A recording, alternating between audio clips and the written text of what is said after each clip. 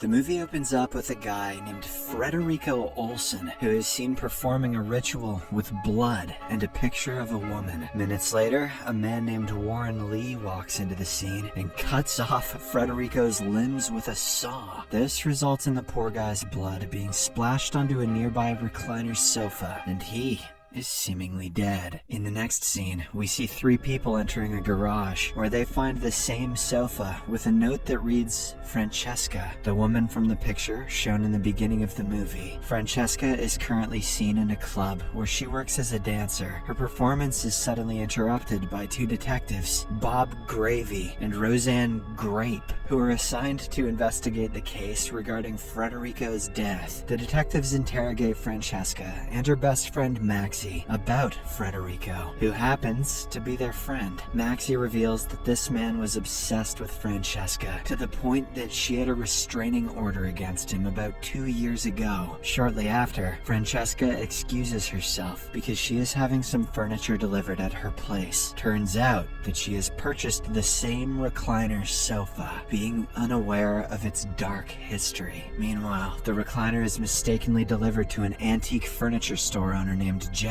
who is also Maxie's grandfather. However, the old man doesn't recognize the sofa, so the delivery guy calls a number on the note in order to find the right address. In the midst of this, Jack gets a strange feeling upon looking at the sofa. As he touches it, he experiences a vision of a woman running through the woods. He then suddenly collapses to the ground, but is somehow revived by the delivery guy. Afterwards, Maxie drops Francesca home, where they find Francesca's boyfriend TJ sitting on the delivered sofa. Maxie doesn't seem to like him and considers him gay.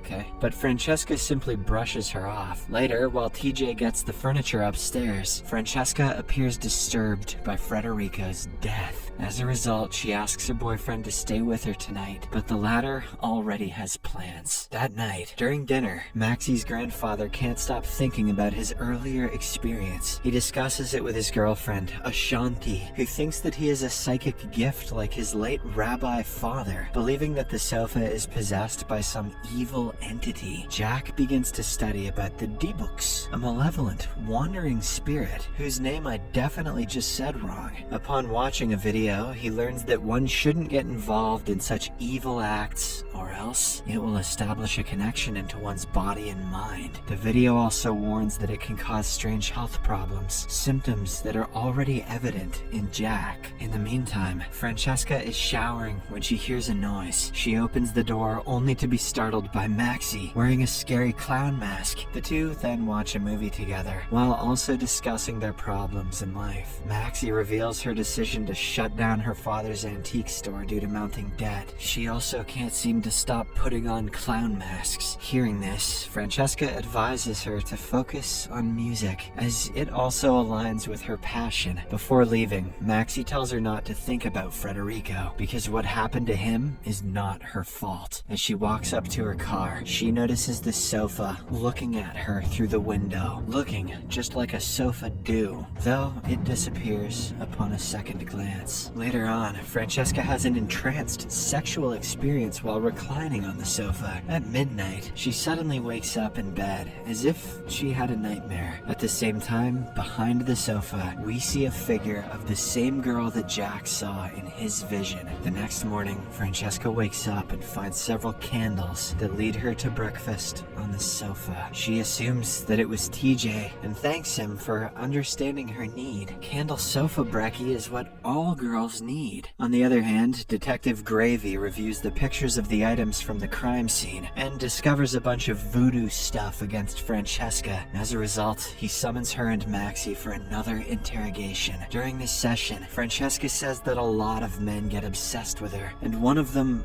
was Frederico. She considered him as a friend, but he wanted more from her, which is why she had the restraining order. She believes that her current partner is immune to her, unlike the other guys. This explains why Maxie considers him to be gay. Not getting why this matters, but you do you, Maxie. Meanwhile, at home, TJ is preparing some meals when the sofa starts to move on its own. It suddenly slides forward and stabs his legs, leaving him in great pain. In a state of panic, panic, he hurriedly calls Francesca, who then rushes home along with the detectives. Upon arrival, they notice that the room is filled with smoke, and TJ is lying down in the bathtub, bleeding heavily. In the aftermath of this event, TJ, who now believes that the sofa is possessed by evil forces, opts to stay at his mother's place down the street. Regardless, the sofa doesn't stop following him. Later that night, TJ hears tapping on his window, and upon investigation, he sees the sofa outside. Come on, baby, kick your feet up! Freaking him out, he frantically tries to shut the window, but the sofa blocks it and breaks into his room. He screams for help, but his voice goes unheard as his mother has her headphones on. As a result, the sofa stabs him with its sharpened upholstery spring, resulting in his demise. The couch is made of memory foam, and it never forgets. Elsewhere, Maxie's grandfather delves deeper into D-book research and unearths that it feeds on the souls of its victims. Following this, Jack and his girlfriend perform a ritual, enabling him to relive his vision, this time with more detail. As he flashes back to the past, he witnesses a woman slitting her throat in front of another woman, while a man screams from a distance. As soon as Jack snaps out, he confides everything in his girlfriend, and they come to a conclusion. They need to find the sofa, because whoever has it is in great danger. Back to Francesca. She wakes up on her sofa and finds her underwear on the floor. As she goes to pick it up, she sees a reflection of a man in the door that mysteriously vanishes. She slowly proceeds to check the door and window, but finds no one there. Suddenly, she wakes up in her bed, revealing that it was all just her dream. I too have dreams about being stared at while underwearless. Just then, she hears a buzzing sound and gets out of bed to inspect. As she looks around, the sofa inexplicably moves, scaring her heart out. She hastily makes a call to Maxie and summons her over. Sensing the urgency of the situation, Maxie drives to Francesca's, only to find her sitting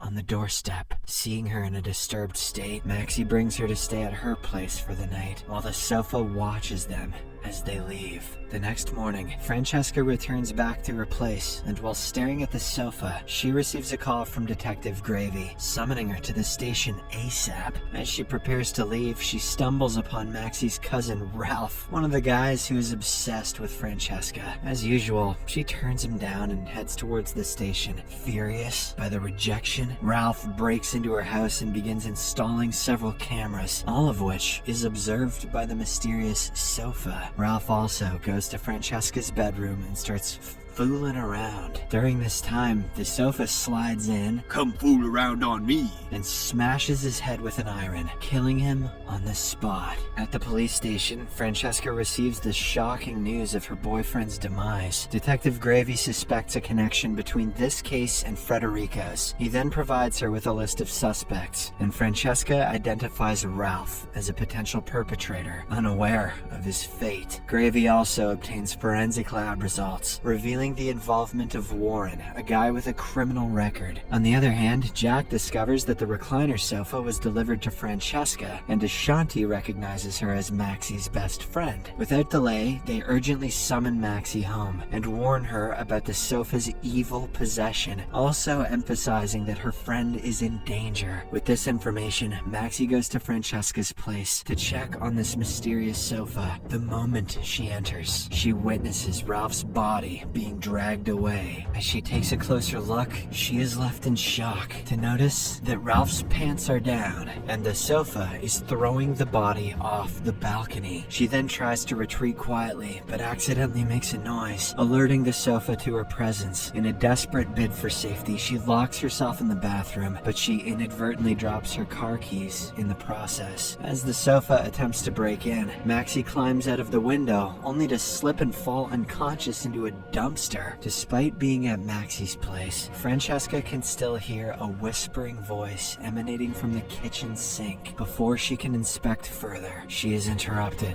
by the detectives who are there to check on her well-being. Francesca expresses her concern for Maxie because the latter hasn't answered her calls for the past 2 hours. Following this, Francesca, accompanied by the 2 detectives, heads to her apartment, finding Maxie's keys on the floor. They attempt to contact her again and this time they hear ringing sounds from below. The detectives proceed to search the dumping area, only to discover Ralph's lifeless body. At the same time, Francesca hears the sofa whispering the name Valerie, which freaks her out. In response, she gets into Maxie's car and drives away. Afterwards, Francesca receives a call from Maxie's grandfather and goes to meet him. There, the old man briefs her about the D-book. She wonders about the name Valerie, which reminds him of the couple from the 1800s, Gerard and Valerie, who practiced witchcraft. They then delve into history and unearth that Valerie committed the unthinkable in front of Marie, who happens to be Francesca's great-grandmother. According to Jack, Valerie possesses the ability to elicit obsessive devotion from whoever crosses her path, which is exactly what Francesca experiences. They also realize that Francesca hosts Valerie's spirit and that she has been fully awakened by the presence of Gerard, who now inhabits, the sofa. The old man further theorizes that Frederico's occult magic opened a portal that allowed Gerard's spirit to possess the recliner. The two spirits are now trying to reunite, although Jack is uncertain how this is possible, since a D-book needs a human host to do so, and Frederico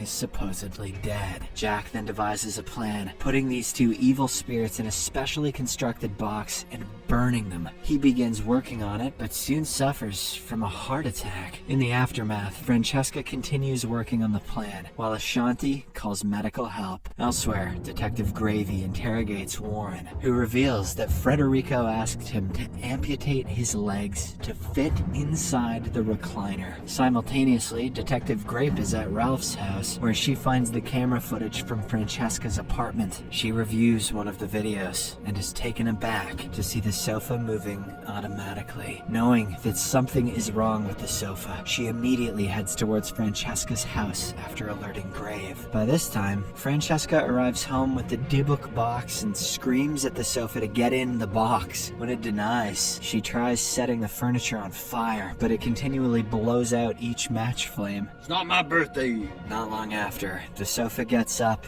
and slowly walks towards her. But before it can harm her, Gravy arrives at the scene and shoots at it, revealing Frederico inside. Another shot results in Frederico's demise. Unable to grasp the situation, just like the audience, Francesca rushes to the bathroom to consume her relaxing pills. Suddenly, Valerie's spirit grabs her from the closet and possesses her body completely. A short while later, the wounded Maxie comes out of the dumpster and walks upstairs. Francesca quickly embraces her and tells her that everything is over now. However, we see an evil smile on her face through the mirror, indicating her evil possession. Several days later, Detective Grape receives a call from the mortuary, informing her that Frederico's body has been decomposing for at least 2 weeks. Sensing an unresolved issue, she quickly heads to Francesca's apartment. On the other hand, Maxie goes through her grandfather's research and learns that the D-book can access human carcasses to store souls after death. If the body is unusable, the soul can be transferred to the nearest object until a new host is found. Meanwhile, Gravy is seen at Francesca's apartment, having an unusually flavored tea, probably poisoned. Soon after, he collapses to the ground, and his body becomes possessed by Gerard's spirit. Detective Grape arrives just in time to witness the completion of the soul transference process. After this, the possessed Gravy gets up and kills Grape before heading out with Francesca. Now, the spirits of Gerard and Valerie are finally together. Maxie witnesses all of this from outside and sneaks into the apartment after their departure. She is on the verge of calling 911 for help